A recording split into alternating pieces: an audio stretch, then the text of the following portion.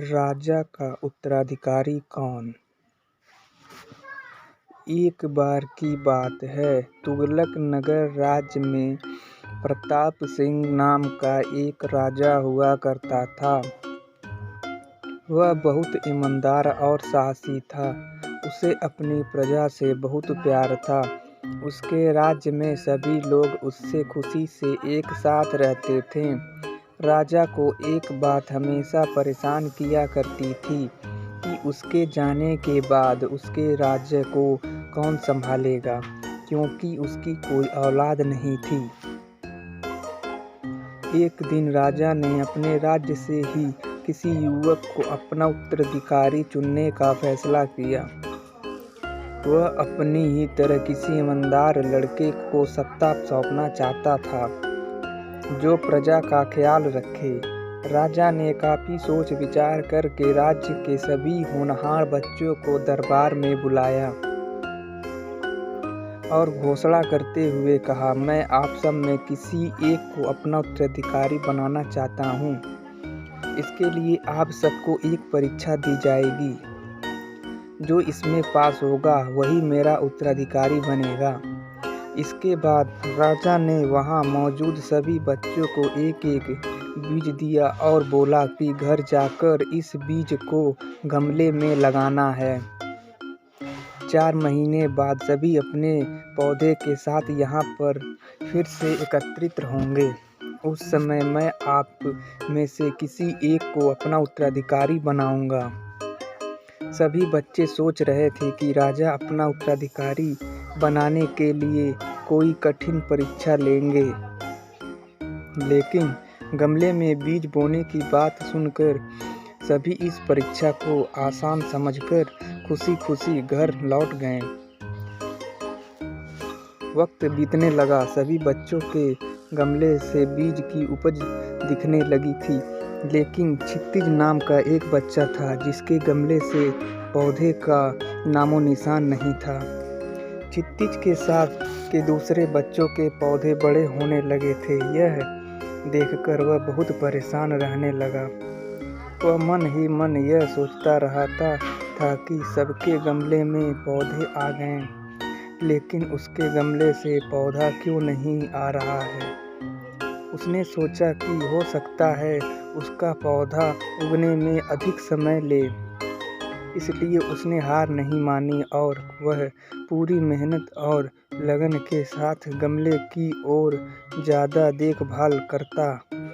धीरे धीरे 4 महीने बीत गए, लेकिन क्षितिज के गमले से कोई पौधा नहीं आया। वही ज़्यादातर सभी बच्चों के गमले में पौधे निकल आए। कुछ बच्चों के पौधे में तो फूल और फल भी दिखने लगे। राजा के पास जाने का समय आ गया। क्षितिज ने सोचा कि वह राजा के पास जाएगा तो उसका गमला देखकर सब उसका मजाक बनाएंगे। कोई उसकी बात पर विश्वास नहीं करेंगे कि वह हर दिन गमले में पानी देता था, वह उसकी देखभाल करता था। क्षितिज की माँ ने उसे समझाया और कहा कि नतीजा कुछ भी आया हो, लेकिन तुम्हें राजमहल उनका बीज लौटाने जाना चाहिए। जो होगा देखा जाएगा। माँ के समझाने पर क्षितिज मान गया और खाली गमला लेकर राजमहल पहुँचा। वहाँ उसने देखा कि सभी के गमले में सुंदर सुंदर पौधे दिखाई दे रहे थे और सभी बहुत खुश थे। उसका गमला देखकर सभी हंसने लगे और अपनी मेहनत का बखान करने लगे। वह चुपचाप आंखों नीचे किए शर्म से बैठ गया। इतने में राजा आए और सभी के गमले को ध्यान से देखने लगे। जब वह क्षितिज के गमले के पास पहुँचे तो उन्होंने पूछा, यह किसका गमला है?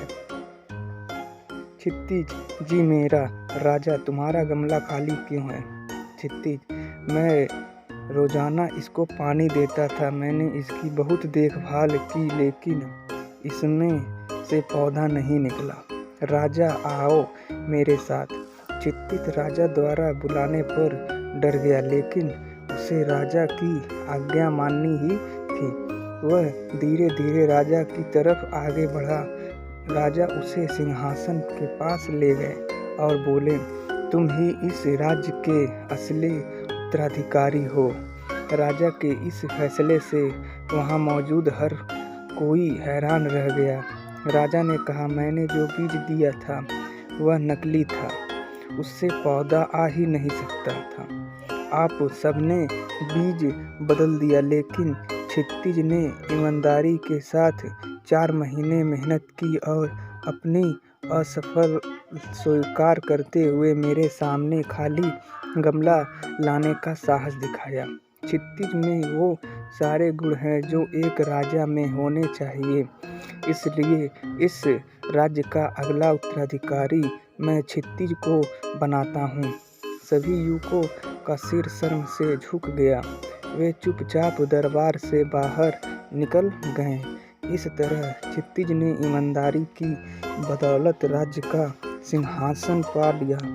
कहानी से सीख, हमें किसी भी परिस्थिति में ईमानदारी नहीं छोड़नी चाहिए। इंसान को उसकी सच्चाई और ईमानदारी का फल जरूर मिलता है। दोस्तों, इसी ही कहानी सुनने के लिए चैनल को सब्सक्राइब और फॉलो करें।